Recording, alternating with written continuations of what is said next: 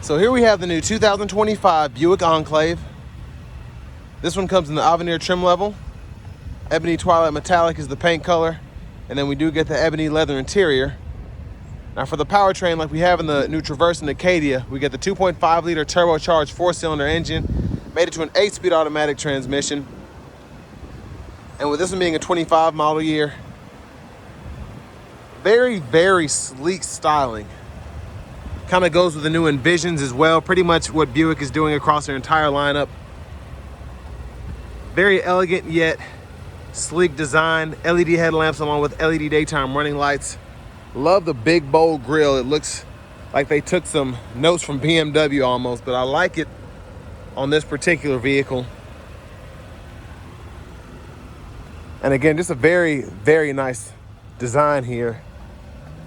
Now this is very interesting to me. We have 22-inch aluminum wheels here, which look fantastic on here. And it's just crazy that they were able to fit 22s on something like this. Now, passive keyless entry, all 4 doors. And then to the door panel itself. I love how they did the door handle there. The wood grain trim there. We do have ambient lighting throughout. Memory seat functions, power door lock controls. This one has the Bose Performance Series sound system. And then we do have power folding side mirrors, blind spot monitors in those, one-touch automatic up and down for the driver's side window, and then express down for the other 3. Power lift gate, and this one does have the hands-free. So when you have the key fob, it'll go ahead and open for you. But I'll show you how that works. Drive modes, auto hold, auto stop, electronic parking brake, hood release, power tilt and telescoping steering wheel. And then we do have our power driver seat here, 4-way power lumbar support, and we do have massage function as well. And storage underneath here with a 12-volt. We'll get back to the interior after a while. But a big thank you to Chevrolet Buick GMC of Murfreesboro here for allowing me to review this Enclave Avenir today. I'll leave a link below in the description. And if you're looking to get the best price on a 25 Enclave in your area, just make sure you fill out the information by clicking that link down below. It takes a minute or two, and then we can go ahead and get you that best price on one of these. But I'm gonna make sure the seat's scooted all the way back. Anchors are integrated there, which I really like. But great space back here. Seat back pockets are on both sides. We do have 3-stage heated outboard seats, 2 USB-C fast charge ports, and then we have a 3-prong household plug-in there. Pretty deep storage pocket back in there. Bottle holders. There's a look at the front from back here. And then we do have a panoramic sunroof. So this is with the sunshade closed, and I'll show you what that looks like when it's open. And there's a look at the 3rd row from up here. And I'm gonna try and fit back there to show you the space. Again, I'm 6'3", longer legs. So I can't really sit back there. Top tether's back there, by the way. But I do like that it's very easy to hit that button, and then we can just tilt that to get out from the 3rd row.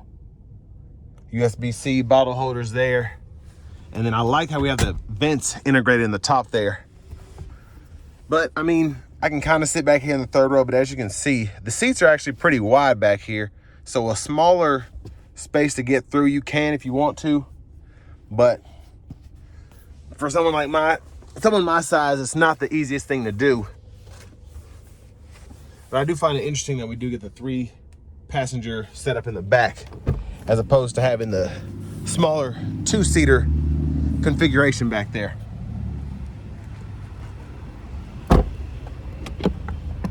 Fuel fillers there.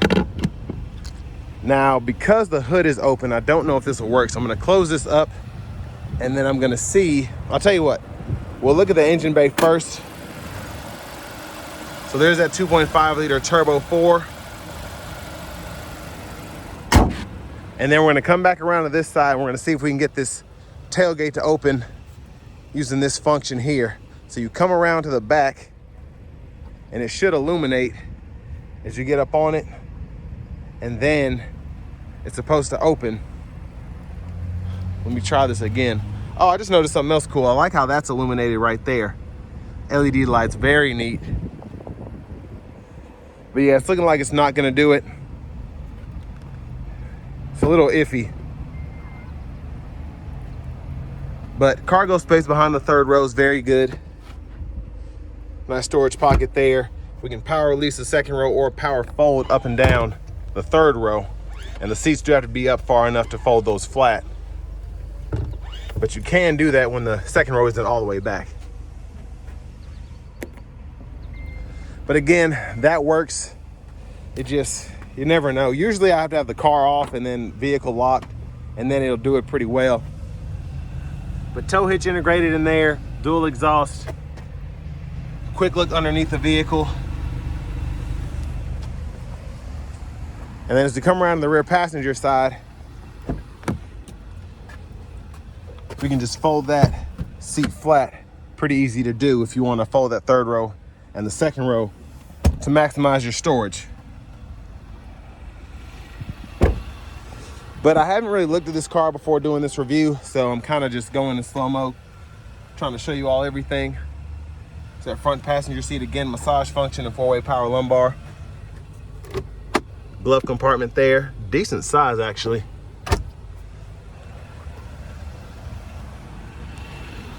But we're gonna come back around to the driver's side and check out the infotainment system and everything else that the driver has at their fingertips. So, nice leather wrap steering wheel. Like the design. This 3-spoke steering wheel is very sporty. It might be a little too sporty for people that are interested in Buicks, but you know, they're trying to go after that younger market. So, good job there. There's the horn. And we do get Super Cruise, so indicator is there, and then your sensor to make sure you're paying attention is right there. And this one still has a plastic on it. But a very, again, very nice look here for the steering wheel. Now over here to the radio, kind of like in the newer Buicks, how you have that kind of one stretch screen that goes across. I like how we have Alexa, we have AM, FM, XM. We also have Apple CarPlay, Android Auto still here, so we're not getting rid of that like in the newer EVs. But dual zone automatic climate controls here. That's the rear. And then this is the front here. We can adjust fan speed, so on and so forth, direction. And then we can sync and unsync. So pretty easy to accommodate. And I like this here, how I can just click down here and kind of pull up a function here, temperature, and then most importantly, your 3-stage heated cooled front seats can be adjusted right there.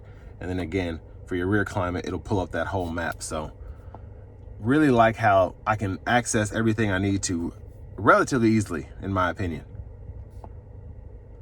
Audio settings are right here.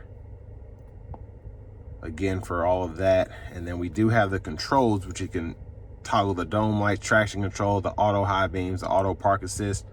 And then for your headlights, you can adjust those there.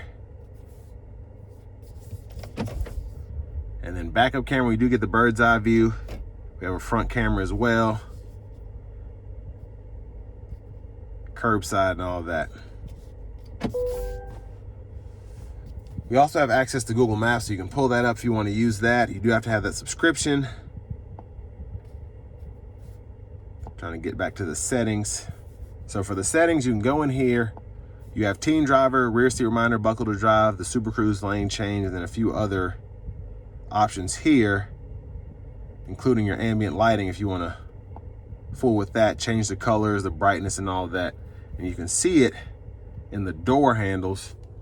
It's kind of bright out, but right there, at least on all 4 doors, you can see that. So I like that feature. And then we can change our units of measurement in the system settings if you want to go from English to French to Spanish, or if you want to change your units from US to metric, you can do that. And then quick shortcuts here, which I like for fan speed, temperature, defrosters, and your auto mode. You can turn the system on or off there. Now this is interesting. It's really not a lot going on like I'm used to, especially in the older Buick where the shifter was right here. Then you had all of those buttons to click. But here, all you have is the volume knob. Click there to mute, and then you can hold that to power it down. And then you have a wireless charging pad here. And I really like this. It's not a lot going on, and everything you need is up here. Now it does make the steering wheel, I think, seem a bit busy, but we'll get to that after a while. But I like how it affects it here. Center console cubby space, removable tray, very good space in there, I think. And over here, the rear camera mirror, we can toggle that on or off. Hazards are right there. Sunroof controls, sunglasses holder, and then takes a minute because the roof's so big, but that goes back, and then we can also slide or tilt the roof. And I like how quiet it is. It reminds me of the newer Cadillacs, just with it not being so intrusive, the sound that you're getting. And it does go almost all the way back there, so a very big opening. Look at the back seat from up here. And I like the Avenir is actually integrated, or I should say stitched in all four of the captain chairs. I'm used to it only being in the front two. Vanity mirrors here. Now back to the steering wheel. First of all, blinkers are over here. We do get rain sense wipers, so you can turn those on or off, and then intermittent or the rain sense is there, low, high. Click that in for the fluid for the front, and then you have your rear wiper here, and then you can hit the fluid for the rear wiper right there. And then your high beams can be toggled there or flashed there. Now for the shifter, pull up for neutral, pull up and down for drive, or pull up and up for reverse. Press P for park. And then with your limiter, you can turn that on after you put yourself in drive. And then you have the paddles, and you can use that. And in the bottom right-hand corner, you can see what gear you're in there. And then for your cruise control, which I'll test this out on the test drive video, but you can turn that on, set the Super Cruise when available, gap adjust, cancel, and then you can set the speed here. And your voice recognition is actually this button here.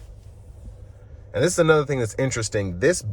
You have a button like this on either side, so this isn't actually the button, this is. So you can click that, but you can go through your radio station favorites here.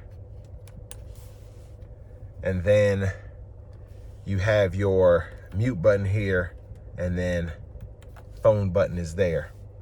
Now this is something I just now noticed. You can go through the track list or radio stations here, the presets at least, and then your volume is right there. Where I'm used to kind of seeing if I have the track list or radio station, you can go through here. There's a volume knob here, but this can also be used for whatever other settings are available. So if I click that, I can go through my different gauge cluster views, and then when applicable, I can use that again. So I like the views, so you only get a couple, but really like that. Heated steering wheel toggles there, and then you can go through your actual audio sources and again, use that there as opposed to just the favorites, and several different menus there. And then when you're in each source, you can kind of fool with what you want to do there when the favorites are set up. Push button starts there. We do get a heads up display, and this part of the screen of the gauge cluster is touchscreen, so I can turn that on, and then you can see right in there the gauge cluster, and you can adjust it by hitting that there, brightness, height, or the rotation there. So pretty neat. And then finally, key fob with remote start right in there.